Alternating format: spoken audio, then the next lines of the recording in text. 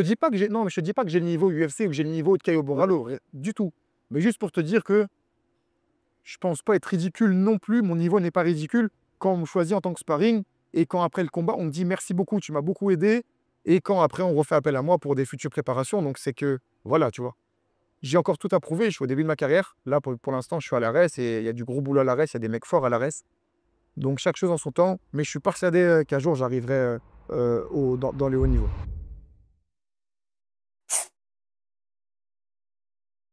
Salut les fighters, j'espère que vous allez bien.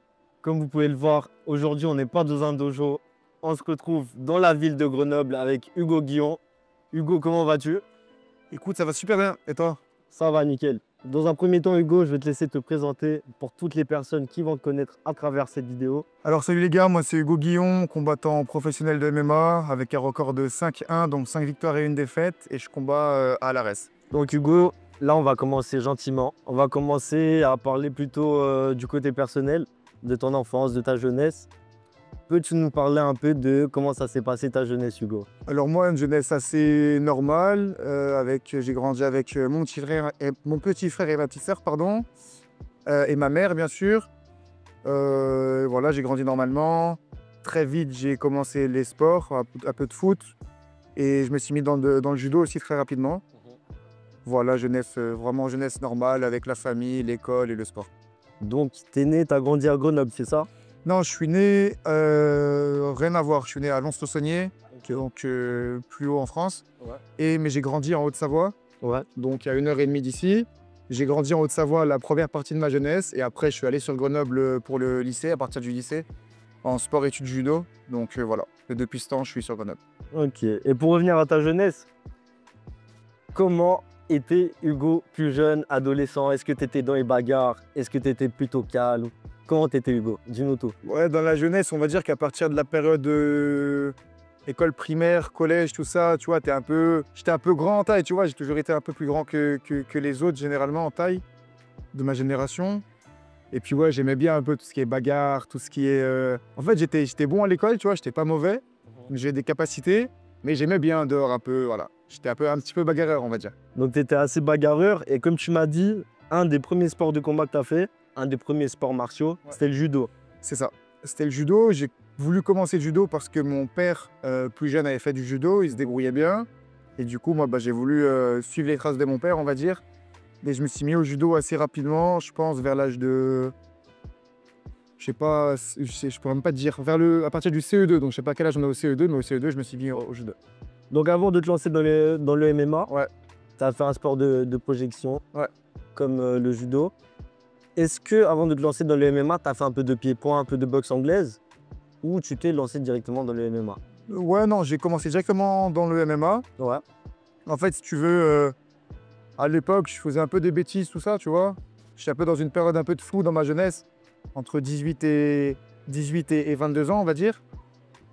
À ce moment-là, j'ai des amis à moi, ceux que je côtoyais, qui me disaient que je devais potentiellement essayer de me mettre à la boxe, tu vois. Parce que comme je t'ai dit, j'étais un peu bagarreur. Ouais. Et ils me disaient, essaye la boxe, tu vois. Et du coup, j'ai commencé à regarder les clubs de boxe aux alentours. Et je suis tombé sur les MMA que je connaissais pas. Donc, je sais pas, je me suis dit pourquoi pas, vu que j'ai une bonne expérience dans les sports de projection. Pourquoi pas joindre l'utile à l'agréable, comme on dit. Et voilà, j'ai commencé le MMA directement. Et ça t'a fait quoi de passer du judo à un sport comme le pancrace, où il y a plus de contact, il y a des coups? Est-ce que tu as ressenti plus de peur, plus de stress? Ou pour toi, vu que tu avais fait pas mal de compétitions en judo, c'était assez détendu quoi? J'ai pas ressenti plus de stress, mais c'est sûr que c'était compliqué, tu vois. Au début, tu penses que... En fait, quand tu es un peu bagarreur, tu vas dans un club où il y a du pied-point, où il y a des sports de percussion, en tout cas pour ma part, tu penses que tu vas te débrouiller. En fait, tu penses que tu sais donner des coups, tu sais taper, tu sais prendre des coups. Ouais. Mais quand tu fais les premiers sparring avec des gens qui sont dans ce sport depuis quelques temps, tu te rends compte qu'en fait, tu vois, t'es pas bon. En fait, tu sais pas taper, tu sais pas te battre, finalement. Je savais me battre au corps à corps, tu vois. Ouais. Je me débrouillais très bien. Mais au niveau des frappes, c'était pas ça.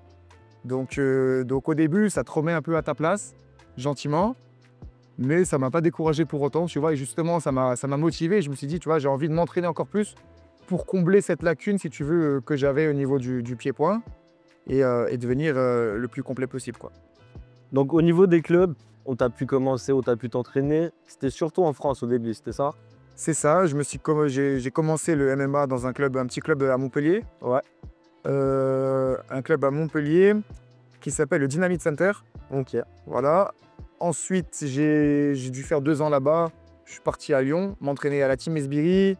Donc à l'époque, il y avait Fares Ziam, donc combattant UFC actuel, et Yanis Gemouri, qui était aussi à l'UFC. Tu es au Brave actuellement, c'est ça? Qui est, je crois qu'il a signé au PFL là. Ah, Là, il est passé par le Brave, il était à l'UFC, et là maintenant il a signé au PFL. Ok, ouais. Donc Fares et Yanis, les plus connus. Et c'est là où j'ai continué à évoluer en MMA. Puis après, il y a eu plein d'autres clubs pour la suite de l'aventure. Enfin, tu vois. Ok, après, ce qu'on a pu voir sur les réseaux, Ouais. c'est que tu es quelqu'un qui aime bien sortir de sa zone de confort. Ouais. Donc, tu as pris ton sac et tu es parti en Suède. Donc, tu es parti à Stockholm, à la All Star Academy. C'est ça. Donc, le club de Khamzat Chimaev, Gustafsson, Volkan Oezdemir, etc. Déjà, qu'est-ce que ça t'a fait de quitter un peu ton île, de quitter un peu tes racines et partir dans un autre pays comme la Suède, l'idée? Alors en fait, déjà pourquoi je suis parti? Parce que donc à l'époque je travaillais. Ouais. Je travaillais, j'étais intérimaire, j'étais cariste et je m'entraînais le soir, du coup en MMA. Et il me semble qu'on rentrait dans la période Covid, tu vois, on rentrait un peu dans cette période-là. Et moi, vu que je commençais à prendre un petit peu du niveau gentiment, on va dire, du niveau amateur gentiment, ça commençait à être compliqué pour moi de trouver des sparring de mon poids, si tu veux. Il y avait les Malik Merad à l'époque, tu vois, c'est quelqu'un, je sais pas si tu connais, mais c'est un peu une légende française du MMA. C'est un des pionniers aussi du MMA qui a combattu, qui a pris des ceintures en Russie, qui a combattu à la CA, bref, dans des énormes orgas. Donc j'ai voulu partir de Lyon, du coup, pour essayer de m'essayer un peu ailleurs avec du plus haut niveau, si tu veux, et voir aussi d'autres choses. Donc je suis parti une semaine déjà dans un premier temps en Suède, donc au All Star, m'entraîner avec Khamzat Chimaev, Gustafsson et d'autres grands combattants. Pourquoi la Suède? Parce qu'en fait, j'ai toujours cherché, moi, jusqu'à maintenant, en fait, le meilleur dans tout ce que je fais. Ouais. Tu vois, le meilleur dans tout ce que je fais, c'est-à-dire, entre guillemets, les meilleurs coachs, même si chaque coach est bon, tu vois. Les meilleurs coachs, les meilleurs sparring, les meilleurs clubs, les meilleurs trucs. Et donc, du coup, je regardais un peu les meilleurs clubs en Europe, Ouais. tu vois, à cette époque. Et puis, c'est vraiment le All-Star qui ressortait beaucoup parce que tu avais vraiment Gustafsson qui était en moins de 93, un des plus grands combattants, qui avait une grosse confrontation avec John Jones, Bien sûr. par exemple. Il avait fait un énorme combat, surtout lors de leur premier combat, une grosse guerre. Il y avait lui, il y avait Khamzat Chimaev qui commençait un petit peu à monter gentiment. Ouais. Tu vois, c'était ses débuts à l'UFC aussi. Latifi aussi? Latifi aussi, ouais. Latifi, bon, je m'étais pas trop renseigné sur lui, mais il y avait aussi à l'époque Ilia Latifi, light heavyweight aussi de l'UFC. Ouais. Donc c'est pour cette raison-là, tu vois. Je cherchais vraiment le meilleur. Et j'ai regardé ça, j'ai vu que c'était en Suède et j'ai dit, bah, let's go, tu vois. Et qu'est-ce qui t'a marqué le plus là-bas? Alors déjà, il faut savoir que quand je suis arrivé là-bas, donc on arrivait, on était en équipe de 3 ou 4, tu vois. On était 3 ou 4 à y aller ensemble. Et donc en fait, si tu vas là-bas, le All-Star, bah maintenant ils ont une nouvelle salle. Mais à l'époque, l'ancienne salle, tu avais l'accueil qui était au niveau 0 et la salle elle était au sous-sol, tout en bas. Ouais. Donc ça à Stockholm, en Suède. Et donc je suis arrivé, je suis descendu et là tu vois sur le tapis, tu vois Khamzat, tu vois Gustafsson, tu vois des légendes. Et quand moi j'étais tellement passionné par ce sport que tu te dis, ouais, c'est un truc de fou, tu vois. Toi, t'es combattant amateur, tu découvres un peu le sport et là tu les vois en réel. Et donc là, je me change, je vais sur le tapis et le coach directement, le coach qui s'appelle Andreas, qui est connu aussi. Ouais, The General. The General, ouais. Il me dit directement, you Khamzat. Tu vois, en gros, mets-toi avec Khamzat. Il a vu le gabarit, c'est directement 5 colle sans match. Voilà. Il a vu le gab, il s'est dit, allez.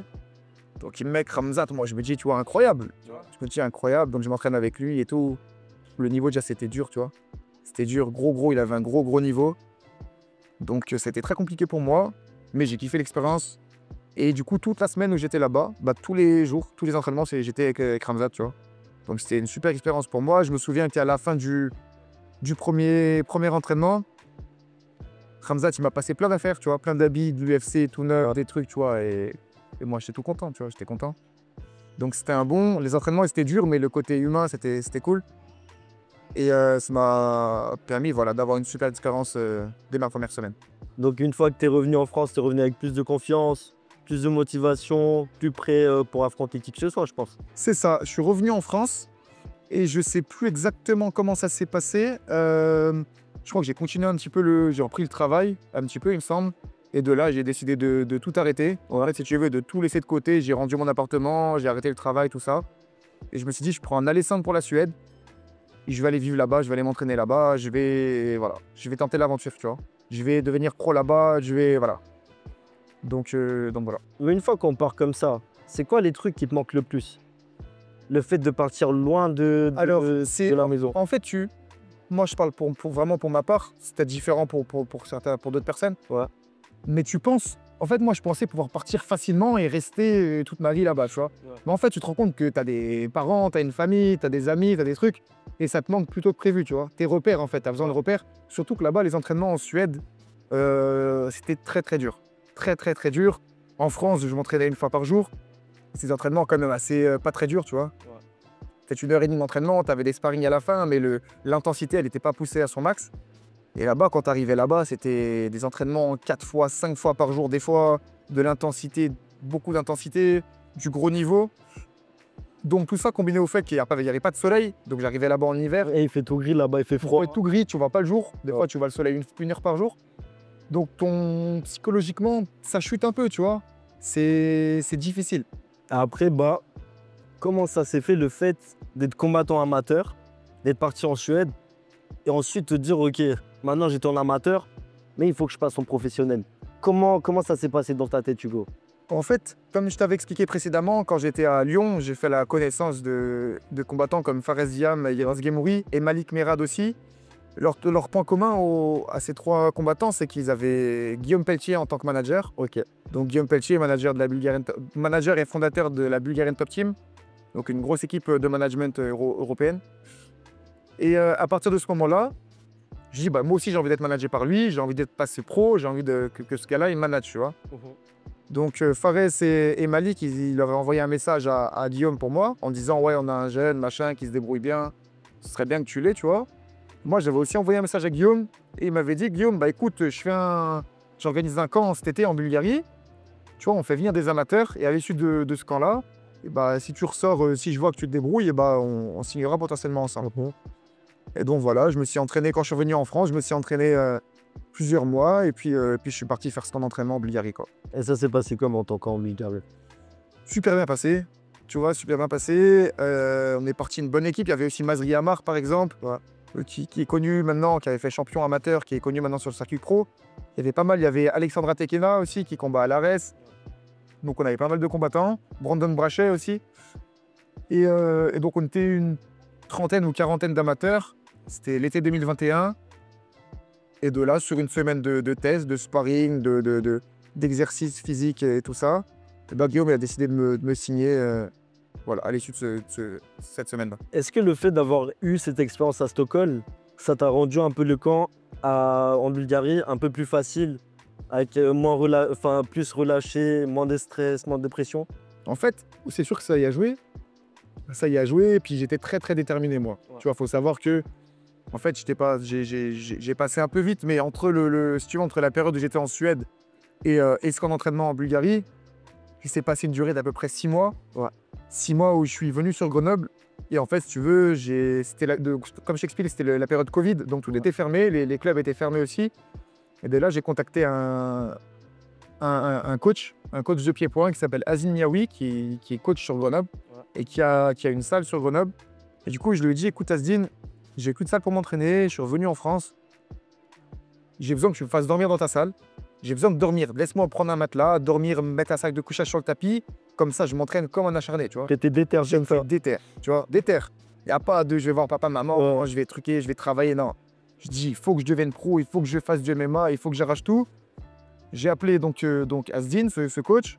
Il m'a dit, écoute, viens si tu veux, j'ai un appartement, tu peux dormir, il n'y a pas de souci, on s'arrange, écoute, tu vois. Je lui dis, mais je veux pas d'appartement, tu vois. Je dis, je veux pas dormir, je veux dormir à la salle, à la dure. Parce qu'en fait, Ramzat, si tu veux, quand j'étais en Suède, lui, il dormait à la salle. Ouais. Dormait à la salle, il s'entraînait comme un acharné, et bah du coup, ça montre l'exemple, tu vois. Tu dis, lui, il réussit comme ça, bah moi, je vais réussir comme ça, tu vois. Puis aussi, quand tu es trop dans le confort, tu vois, avoir un appartement, des trucs, de l'argent, des trucs, bah ça te donne moins, ça te motive moins pour t'arracher la tête en MMA.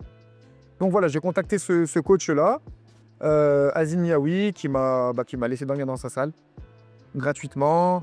On s'est entraîné comme des fous, matin, midi, soir, 3 entraînements par jour, du cardio, du physique, de la technique, du sparring, vraiment tout, tu vois. Dans une salle, j'ai fait même des réels TikTok, tu vois, qui ont bien marché. Franchement, tu vois, je mettais un étendage pour mon linge que j'allais enfin, sur le tapis. Bref, c'était la cité, tu vois. Mais voilà, c'est une bonne expérience qui m'a bien forgé pendant 6 mois. Et du coup, à l'issue de ça, je suis allé en Bulgarie avec la dalle, tu vois, avec la dalle. Donc tout ça m'a bien aidé pour ce camp-là.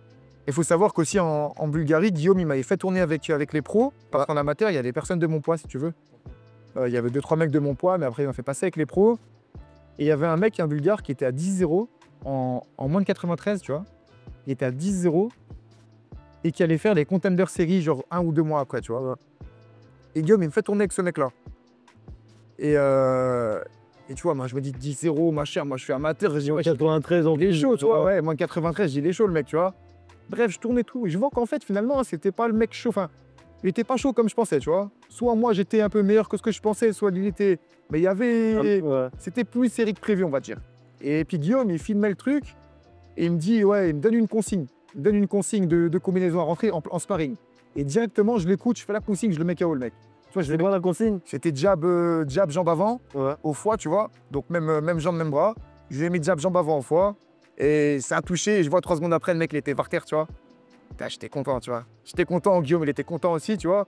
Il se dit, ouais, je donne une consigne à un mec, il l'applique et il met KO. Comme si je jouais à la play, il avait. Tu vois. Ouais. Et il met KO le mec. Bon, c'était un KO au foie, c'était pas, c'était pas un KO à la tête. Hein. Et du coup, je crois que Guillaume, il a kiffé. Moi, j'ai kiffé aussi. Puis voilà, on a signé après ensemble. Et du coup, entre ça et ton premier combat en professionnel, Ouais. donc au beatdown, c'était ça? Ouais. Numéro 8, je crois. C'est ça. Qu'est-ce que ça t'a fait déjà de combattre en pro? Déjà signer en pro, ça a été. Enfin, signer en pro, ça veut tout et rien dire, mais avoir un contrat avec un bon management, Ouais. un bon manager et un bon management, ça a été une sorte d'accomplissement pour moi quand même. Je me suis dit, tu vois, on passe une étape. Le côté amateur, c'est derrière. Maintenant, c'est le côté pro. On est bien encadré au niveau du management. Maintenant, tu vois, let's go pour la carrière professionnelle. Donc déjà, ça a été un premier point vraiment où j'étais vraiment content. Puis après, c'est maintenant que tu as tout approuvé. Donc, Parce que c'est à partir de là que le palmarès il reste. tout commence. Après, quoi, ouais. Voilà, c'est ça. C'est à partir de là que tout commence. Ce que tu as fait en amateur, bah, entre guillemets, ça compte plus. Surtout que moi, j'avais pas fait grand-chose, pas beaucoup de combats, si tu veux. Et donc de là, Guillaume, il me trouve un combat assez rapidement. Je crois que je signe avec lui fin août, début septembre. Ouais. Et je crois qu'on combat en octobre. Fin octobre, il me semble, ou début novembre. Donc voilà, on combat assez rapidement. European Beatdown. Donc c'était un bel événement à l'époque. Tu vois, vu que tu n'avais pas de combat en France, à l'époque, le beatdown, c'était vraiment où tous les combattants français allaient combattre. Ouais. En Belgique. Donc voilà, c'est là où tu as un billet d'avion, ils te font venir en avion, tu as l'hôtel qui est compris. T'as comment dire, ce privilège de professionnel. C'est Tu ça. commences à le ressentir un peu. Enfin, c'est plus toi qui prends ta voiture, Ouais. qui paye le péage, qui paye pour aller T'es encadré. T'es encadré, voilà, c'est sérieux. C'est sérieux, c'était une belle orga quand même, tu vois. C'était une belle orga en Belgique, moi j'avais bien aimé. Ouais, c'était carré. C'était carré. Tes premiers moments dans la cage, est-ce que t'avais un peu de stress? Tu t'es dit, c'est mon premier combat pro, faut que je gagne. Est-ce que t'avais ce truc ou t'es allé vraiment plutôt, je combats, je vais faire ce que j'ai à faire et puis la suite, on verra ce qui se passe? Alors non, tu vois, à cette époque, j'avais pas trop de stress. C'était vraiment un peu la fougue, tu vois. Je me suis dit, pour moi, c'était normal. Pour moi, j'allais arracher tout le monde, Ouais. entre guillemets. tu Avec vois. l'adrénaline, Ouais, pour moi, j'étais vraiment le meilleur. Tu vois, j'étais le meilleur. J'étais le meilleur et pour moi, on ne pouvait pas me battre. Tu vois, c'était pas possible. Ça peut paraître un peu présomptueux ce que je dis, mais c'était vraiment ma mentalité de l'époque, tu vois. Ouais. J'étais acharné, je dormais à la salle, tu vois, je veux qu'on me fasse quoi, tu vois. Et donc, j'avais un adversaire de prévu, il me semble, pour ce combat. L'adversaire qui se blesse, donc un gars qui prend le combat, je sais plus, un short notice, peut-être 2 semaines, 1 semaine, j'ai vu trop exactement. Bref, donc il y a un changement d'adversaire pour mon premier combat. Et le combat se passe plutôt bien. Tu vois, je commence le combat bien, gère distance, des low kicks, des trucs. Sauf qu'à un moment, je mets un coup, le team contre, mais il m'a pas touché, tu vois. Mais il m'a contré genre dans la garde et ça m'a fait tomber. J'étais déséquilibré, tu vois. Et après, il vient sur moi et était en position dominante sur moi. Je bloquais le jeu, tu vois. Et après, l'arbitre, il fait. Mais il m'a rien fait, tu vois. Il m'a pas fait de dégâts. L'arbitre, il fait relever il nous refait relever parce qu'il n'y avait pas d'action. Ouais. Et de là, comment ça se passe? Je crois qu'il essaie de m'emmener au sol. Je le compte, j'étais dessus. Je l'ai enchaîné 22 coups de coude, je crois. TKO, et puis voilà, on a commencé comme ça. On va parler un peu de la suite. Ouais. Donc il y a eu quelques combats. Et dans ces combats-là, il y a eu ta première défaite. Ouais. C'était contre Jackie Jackie Chan, ouais. Jan. Pour le petit jeu de mots Jackie Jan. C'est ça.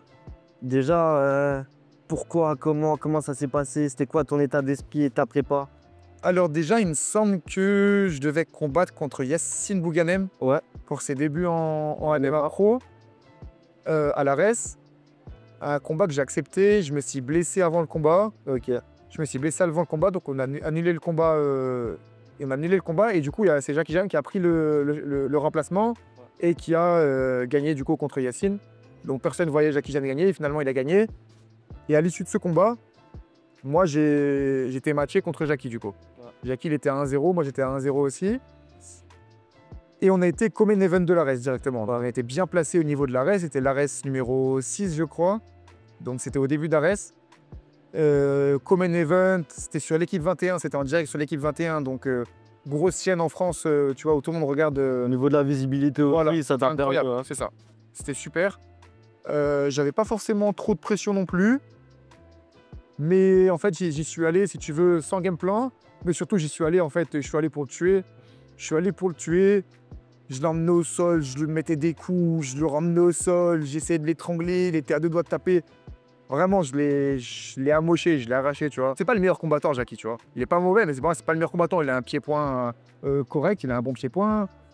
Mais en fait, il a quand même des bonnes qualités. Il est physique, il est mental, tu vois, il est résistant. Vraiment résistant, tu vois. Il a un gros mental, il lâche pas. Il lâche pas facilement, si tu veux. Et moi, si tu veux, je me suis vidé. J'ai mal géré ma jauge d'énergie. Ouais. Je suis arrivé au sol avec lui, j'ai tenté une clé de talon alors que j'aurais dû contrôler. Tu vois, je me suis Comme acharné. ça, t'aurais pu récupérer aussi. J'ai hein, récupéré, et puis tu vois, en fait, j'ai voulu le finir. En fait. Et en plus, l'ARES, il te parle de bonus, de 10K, Ouais. de trucs. Du coup, c'est. Je dis, ben moi, frère, j'habite dans une salle, je veux de l'argent, tu vois. Ouais, bien sûr. Donc voilà, j'ai vraiment mal géré mon combat. Il a réussi à inverser la tendance vraiment à la fin du premier round, que je dominais totalement. Il a inversé la tendance, moi j'étais mort de fatigue. C'est-à-dire, j'arrivais pas à me relever, je me protégeais. Il m'a pas fait mal, tu vois, mais je pouvais pas me relever, l'arbitre l'a arrêté. Et franchement, c'est normal. Il y en a qui ont dit c'est un vol, c'est un truc.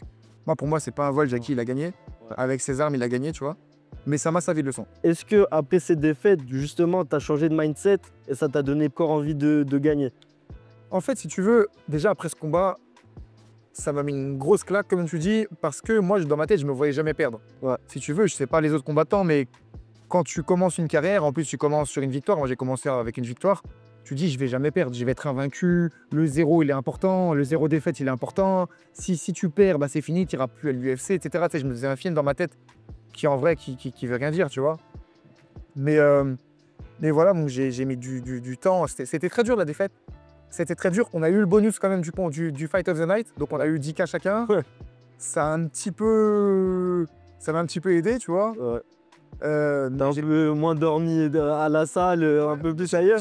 Ouais, mais c'est surtout que voilà, ça m'a un peu. Je me dis, bon, ok, j'ai perdu, mais j'ai Ouais. pris un peu d'argent, tu vois. Ouais. Prendre 10K, il n'y a pas beaucoup de gens qui C'est un bonus, à c'est pas l'époque. pour rien, c'est que t'as proposé Voilà, un spectacle. j'ai proposé du spectacle. J'imagine que la reste était content, Ouais. tu vois. Les fans ont été contents. Enfin, quand je dis les fans, c'est le public. Était content, tout le monde y gagne, à part moi, pour le coup, parce que j'avais perdu mon combat. Mais voilà, ça m'a mis une grande tarte. Je me dis, il faut à tout prix que je me rattrape et que je fasse des victoires, tu vois. J'ai plus le droit à l'erreur. Et voilà, j'ai enchaîné 2 victoires, une en Allemagne et une au Canada. Ok. Et ensuite, on a enchaîné sur 2 victoires à l'ARES. Avant de parler de ton prochain combat, Ouais. qui a lieu très prochainement, on va parler un peu de cette fameuse phase où tu es entraîné avec Dricus du Plessis, l'actuel champion des middleweight à l'UFC. C'est ça. Donc déjà, comment ça s'est fait? Pourquoi lui et pourquoi toi? Alors, il faut savoir que donc j'étais à 5-1. Enfin, je suis toujours à 5-1 d'ailleurs. J'ai eu une période, là, ça fera 1 an et demi quasiment que j'ai pas combattu. Ouais. Donc j'ai eu une période sans combat. J'ai eu des problèmes personnels dans ma vie, des gros problèmes si tu veux, plus importants que le MMA, qui me sont arrivés les mois précédents. J'ai eu aussi des annulations de combat. Ouais. J'avais un combat en mars 2024 que j'ai annulé pour des blessures. Ouais, j'avais eu d'autres combats après que les adversaires ont annulé. Enfin voilà, il y a eu des soucis un peu à ce niveau-là. J'avais un combat de booké pour janvier 2025. J'avais un super combat parce que j'avais la revanche contre Jackie Jeanne Ok. en middleweight cette fois-ci, tu vois. Ouais. 84 kilos. Donc c'était un combat qui me tenait à cœur, un combat que je demandais à mon manager depuis un moment. Donc voilà, Jackie, je lui disais, il faut qu'on refasse le combat, il faut qu'on se refasse une revanche et tout. Et du coup, je demandais aussi à mon manager. Et il s'est fait qu'on avait ce combat booké. Donc pour ça, je suis parti faire ma préparation en Afrique du Sud. Ok. Comme je t'ai dit, moi c'est simple, je regarde les meilleurs clubs dans le monde de MMA. Où est-ce qu'ils sont les champions? Moi c'est simple, je regarde quoi? Je suis en middleweight. Le champion de ma catégorie, Dricus du Plessis, il s'entraîne où? En Afrique du Sud. En Afrique du Sud. C'est quoi le club? C'est ça le club. T'as J'envoie un message. Oui, bonjour, je m'appelle Hugo Guillon, je suis à 5-1, middleweight, machin, je prépare un combat. Est-ce que je peux préparer mon combat chez vous? En plus, ils me répondent, ensuite je rentre en contact avec eux. Et voilà, ils m'ont dit, let's go, t'es le bienvenu, fais ta prépa chez nous et tout. Donc moi, je prends mon sac, voilà, je prends tout, je prends ce que j'ai et je me barre, tu vois. Je me barre. Les gens, ils doivent se dire, ouais, ils bougent tout le temps, ils doivent avoir plein d'argent, alors que j'ai pas d'argent. Tu vois, le peu d'argent que je me débrouille pour avoir, je le fous dans mes prépas. Ouais. Tu vois, Les gens, ils savent pas, mais c'est pas facile, tu vois. Mais voilà, toujours est-il que je pars en Afrique du Sud pour 1 mois et demi de prépa. Ouais. Donc pour préparer ma revanche contre Jackie Jeanne. J'arrive en Afrique du Sud, premier jour d'entraînement, je croise Dricus à la salle, très humble. Il arrive, il se présente. Et là, avec un meilleur niveau d'anglais aussi, de ta part. Avec un meilleur niveau d'anglais, mais pas encore. Tu vois, c'est pas encore ça, tu vois. Ouais. C'est pas encore ça, mais il y a déjà du mieux. Il me dit, machin, je m'appelle Dricus, moi je me présente et tout. Je lui dis, écoute, j'ai envoyé un message au gym pour faire ma prépa et tout. Il me dit, ok, super, bah, en gros, change-toi, va commencer l'entraînement et tout. Et de là, le coach, il arrive et ça me fait la même chose qu'en Suède. Le coach, il me dit, non, je crois que c'est Dricus, il me dit, en gros, viens. En gros, on se tourne ensemble. On se tourne ensemble, tu vois. Et de là, bah écoute, j'ai fait. Ils ont beaucoup de poids lourds, beaucoup de middleweight, light heavyweight là-bas. Il y a du gros niveau. Tu vois, c'est un pays d'Afrique, on pourrait croire que c'est moins développé que l'Europe. Ouais. Mais tu as du gros niveau. Tu as des Marte Peña qui avait la ceinture d'Ares, par exemple. Tu as Dricus qui est champion de l'UFC. Tu as des mecs qui font la ceinture du Rising. Tu as des mecs qui sont à l'Octagone. Tu as des mecs au One Championship. Tu vois, tu as vraiment des mecs. C'est un gros niveau. Il y a du niveau. Et de là, Dricus, il me kiffe. Tu vois, on s'entend bien, on s'entraîne bien ensemble. Ça se passe bien. L'équipe là-bas, le coach m'aime bien. On me dit, écoute, si t'as des blessures, on a un médecin qui est compétent, un médecin du sport qui s'occupe de Dricus, tu vois, qui sont carrés. Dès que t'as une blessure, il te fait ton écho. Vraie équipe professionnelle. Vraie équipe pro, tu vois. Bien plus pro qu'en France. En tout cas, bien plus pro que ce que j'ai jamais eu. Vous avez eu à faire, ouais. Voilà. Ils m'ont tout mis entre mes mains. Ils m'ont fait faire des tests physiques, de respiration, de cardio, de VO2 max. Ils m'ont tout fait gratuitement, tu vois. Tout mis en place. Ils m'ont dit, est-ce que tu veux des coachs qui t'accompagnent à l'arrêt? Est-ce que tu as un game plan? Est-ce que tu as un truc? Tu vois, ils m'ont vraiment mis bien, tu vois. Parce que les entraînements là-bas, c'est comme en Suède. Ouais. C'est très dur. Ouais. Et en fait, ils m'ont dit, il n'y a pas beaucoup de gens qui viennent ici, mais les gens qui viennent ici, généralement, ils ne restent pas, tu vois. Ils arrivent, ils font 1, 2 jours, 1 semaine et après, ils ne reviennent plus. Ouais. Sauf que moi, j'ai la dalle, tu vois. Moi, j'ai la dalle et c'est dur, mais je continue. Donc je m'entraîne là-bas. Et à l'issue de, je crois, 3 semaines d'entraînement à peu près, mon manager, il m'envoie un message, il me dit, Jackie Jeanne, il est blessé.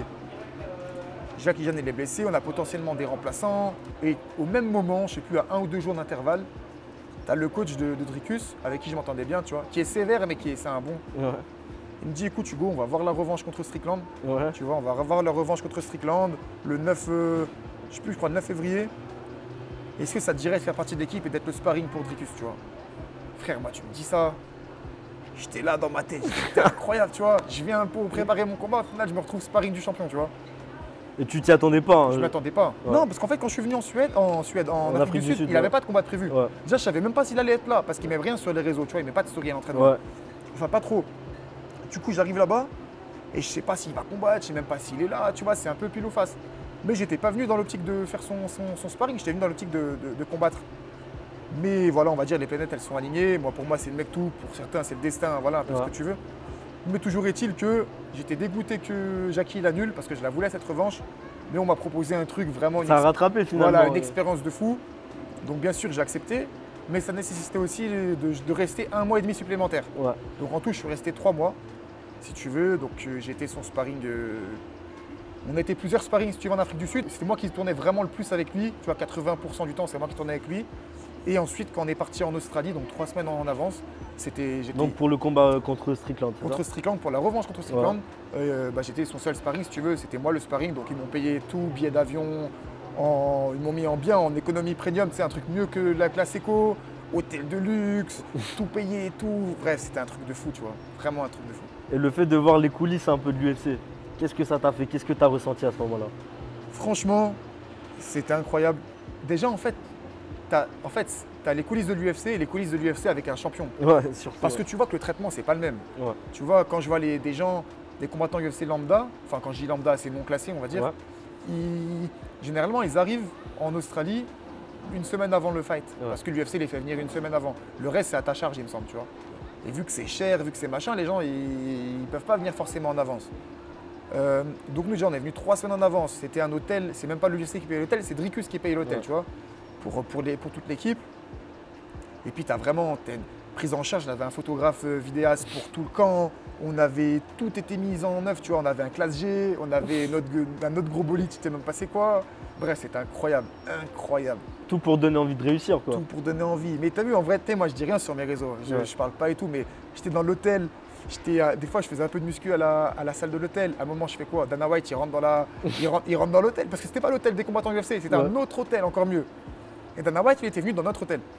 Il y avait lui, il y avait Merab, il y avait tout le monde, bref. Et Dana White il rentre dans l'hôtel et moi je veux pas faire le fan. Ouais Dana on fait une photo, tu vois, je m'en bats les couilles.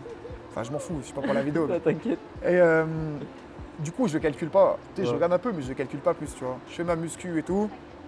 Après le coach de Dricus il arrive parce qu'il voulait montrer des exercices. Et du coup après en finale on parle moi, le coach et Dana. Il me dit ouais j'ai lui à 5-1 et tout machin, Dana et tout machin. Et bref, tu vois, du coup je parlais avec Dana White et tout, il me parlait du futur, des trucs. Voilà, bref, on a une petite discussion, c'était sympa. C'était sympa, un moment pareil, je crois 3 jours après, j'étais dans le gym, je vois Alex Pereira qui rentre, tu vois, il fait sa prépa. T'as l'impression que t'es dans un film. Dans un film. Et moi, je faisais quoi? Alex Pereira, je n'étais pas allé lui dire bonjour. Parce que lui, il était dans le coin de Strickland. Ouais. En fait, il était dans le corner de Strickland. Et moi, vu que j'étais dans l'équipe de Duplessis, je ne pouvais pas aller faire le fan devant le pote à Strickland, tu vois. T'aurais tout gâché. Se dire que j'étais en mode, je regarde des vénères. Ouais. Pas trop, parce que frère, c'est chaud avec lui, tu vois. Mais t'as vu, j'étais pas avant, t'as vu. Je restais. T'étais un combattant pro J'étais avec un combattant pro dans la même sparring salle. de Dricus. Voilà, c'est dire, j'allais pas voir l'autre équipe, tu Ouais. vois. Mais non, des anecdotes de fou, j'en ai plein. Et c'était un moment incroyable. Hein. Frère, un moment incroyable. J'imitais Strickland comme ça. Bref, c'était la folie, franchement, la folie. Et pour faire un petit parallèle, toi qui es en middleweight Ouais, et qui du coup t'es le seul ouais, combattant francophone qui a eu Ouais. la chance de t'entraîner avec les deux meilleurs Ouais. middleweight actuels de l'UFC, dont Duplessis et Chimaev, est-ce que tu peux nous faire un parallèle entre ces deux entraînements? moi, Chimaev, je m'étais entraîné. J'ai passé un mois, 40 jours avec lui en tout, une semaine plus un mois après, à m'entraîner avec lui. Ouais. C'était en 2020-2021, donc ça remonte quand même un petit peu. Ouais. Par contre, moi, quand j'étais revenu de Suède, je disais aux gens, je leur expliquais que c'était un animal. Tu Ouais. vois, c'était un animal.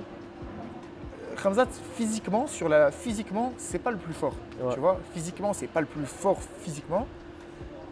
Il a une grosse lutte, il a une grosse lutte, il a un gros sol, Ouais. et il est agressif, il est Explosif aussi. explosif, tu Ouais. vois, il a son truc. Mais physiquement, c'est pas le plus fort physiquement. Ouais. Dricus, lui, je me suis entraîné 3 mois avec lui très récemment, du coup, pour sa dernière préparation, et je vais être amené à me rentraîner avec lui. C'est différent. Il est très complet. Ouais. Les gens ne s'en rendent pas compte. Les gens, ils vont te parler de Dricus, ouais, mais il n'a pas de boxe, ouais, mais il ne sait Ouais. pas frapper. Frérot, les champions UFC, il a 3 ceintures, qu'est-ce qu'il ne sait pas frapper? Va t'entraîner avec lui, tu vas voir s'il ne sait pas frapper, frère, Bien tu sûr. vois. Tu vois ce que je veux dire? C'est juste qu'il est efficace, il fait du MMA, il ne fait pas de la boxe anglaise, tu Ouais. vois. Et il est bon dans tous les compartiments. Et la grosse différence pour les deux, entre les deux, et vraiment là où ça va se jouer, c'est que Khamzat, sur un round, peut-être sur 2 rounds, il est super fort. Ouais. Tu vois, c'est vraiment, il va mettre toute son énergie et il va essayer de te tuer dans ça. Dricus, il est très fort au premier round, mais si tu le finis pas au premier round, Dricus il monte comme ça. Ouais. Sur Entre 5 les- rounds, il est super fort. Pour un combat pour le titre. Tu vois, Ouais. si tu vois son dernier combat contre Strickland, il est resté debout. Contre un mec Strickland, c'est très difficile à le boxer, tu vois. On a vu Nassour qui a galéré à l'époque. Bien sûr. On a vu Adesanya qui a perdu en striking contre Ouais. Strickland. Il est chaud Strickland debout, tu vois. Et Dricus, qui est très fort en lutte et très fort au sol aussi, il a même pas, tu vois, il est resté debout Ouais. avec lui pour montrer aux gens que frérot, Même dans ça, même dans ça, il va le battre. Et il a mis une masterclass debout. Alors les gens, peut-être que visuellement, ils n'aiment pas ce que Dricus propose, et ça je peux comprendre. C'est spécial, mais en tout cas, c'est très efficace. Donc tout ça pour dire que Khamzat, ça va être très dangereux sur le début du combat. Ouais.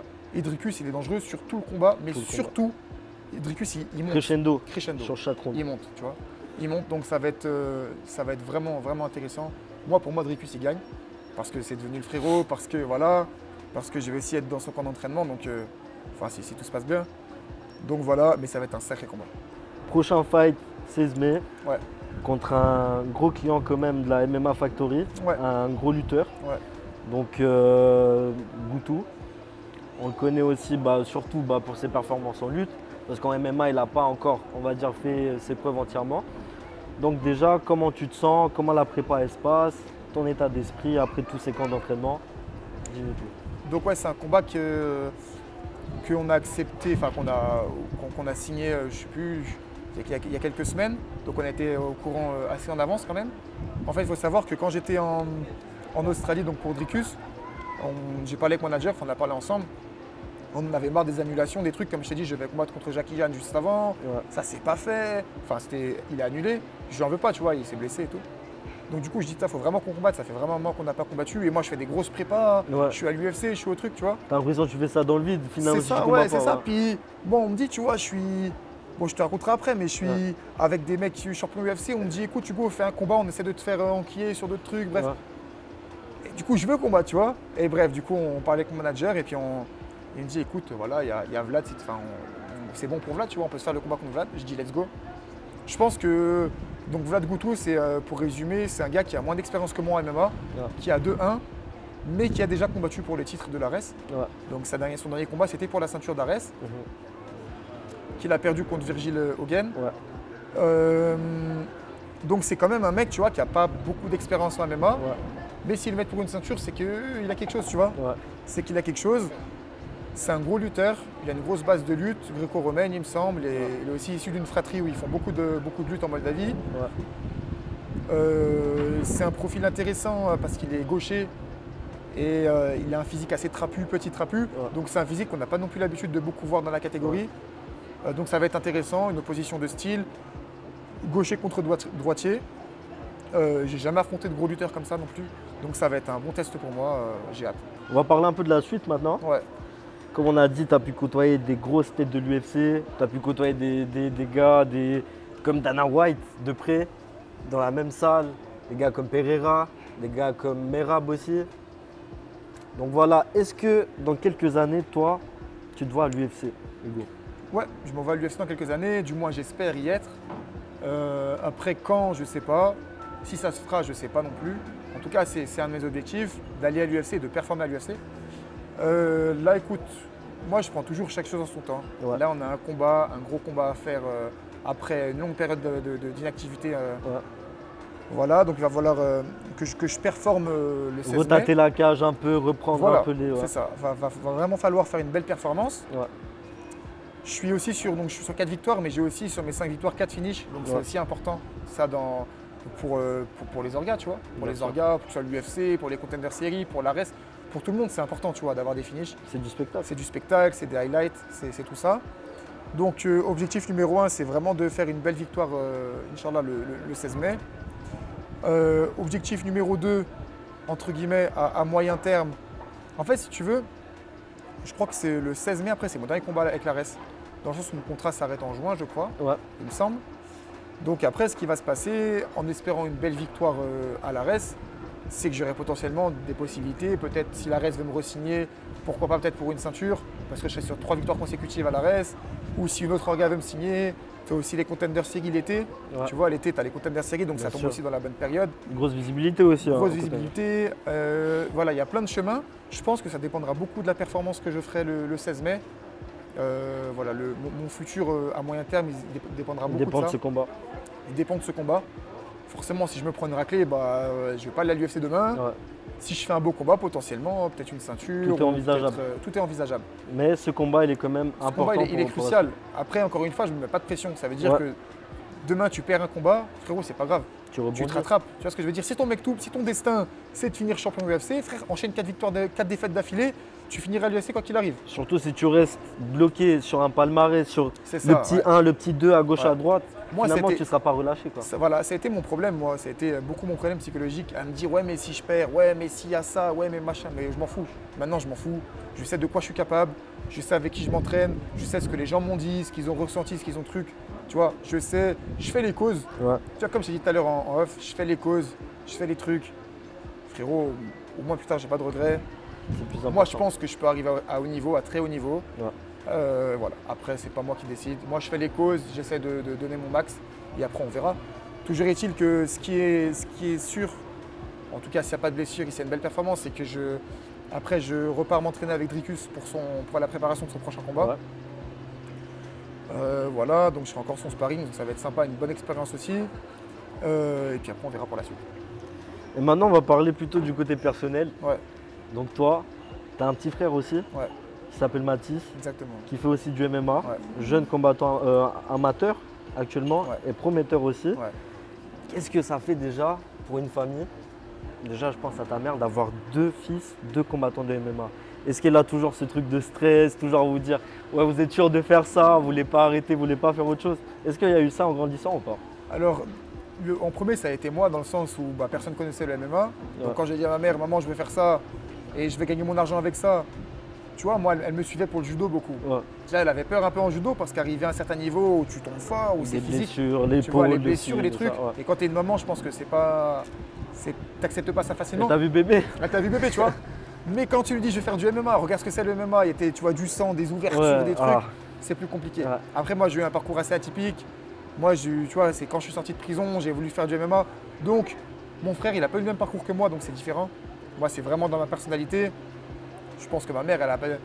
Tu veux qu'elle me dise quoi, tu vois, elle sait que moi, c'est un peu ma vie, ça, tu vois, les histoires, les trucs, la Ouais. difficulté. Donc voilà. Mais je pense que. Parce que mon frère, il a commencé après moi. Tu vois, mon frère, c'est en voyant mon premier combat pro. Parce que mon frère, il est toujours dans mon coin, tu vois, dans mon Ouais. équipe. En voyant et en interprétant lors de mon premier combat professionnel, il s'est dit, moi aussi, j'ai envie de faire ça, tu vois. Moi aussi, j'ai envie de faire ça. Pas forcément. Je vais être champion du UFC, tu vois. Mais moi aussi, j'ai envie de faire ça. J'ai envie de m'entraîner. de Être combattre. dans ça, Être dans ressentir ça, tu un vois, peu. Ouais. ressentir, ouais. Faire des combats, tu vois. Ouais. Et du coup, bah écoute, ma mère, elle a accepté pour un, elle est forcée un peu d'accepter pour l'autre. Maintenant, ça va mieux. Elle ne regarde pas nos combats, tu vois. Elle ne regarde pas nos combats, mais elle est là, elle est à fond avec nous. Dès qu'on a fini le combat, on lui envoie un message, on l'appelle, on la rassure, on la truc, tu vois. Et maintenant, elle est à fond. Elle est contente que des tournures que ça prend pour moi, même quand je m'entraîne avec Dricus, tu vois, Ouais. elle voit que c'est le champion, elle voit que c'est le machin. Donc ça lui fait plaisir, mais c'est sûr que c'est jamais évident à accepter, quoi, pour une maman. On parle un peu maintenant de Hugo en dehors des tatamis, Ouais. en dehors de la cage. Est-ce que, avec tout le temps que tu as consacré au MMA, est-ce que tu as le temps un peu pour toi, pour faire des autres activités à côté, pour sortir? Qu'est-ce que tu aimes faire en dehors du MMA, Hugo? Alors, franchement, surtout en période de préparation, j'ai pas tant de temps que ça en plus. C'est surtout l'énergie que j'ai pas, comme on parlait tout à l'heure, tu sais. Quand tu t'entraînes 2 à 3 fois par jour, tu as des trajets à faire, que tu as. Enfin voilà, il faut que tu fasses aussi les courses, faut que tu manges, faut que tu. Donc ça prend de l'énergie. Et donc quand bah, tu utilises ton énergie à t'entraîner 3 fois par jour, à être focus dans un combat, à t'entraîner à haute intensité, t'as pas forcément, moi perso, j'ai pas d'énergie pour faire autre chose. Ouais. Après, tu vois, ici, tu vois, on est quand même dans un beau cadre. Tu vois, la ville de Grenoble, c'est super joli. Tu as les montagnes, tu as de la neige, tu as des coins de fou. Donc moi, vraiment, mon kiff, en dehors des combats, c'est les randonnées, c'est la montagne.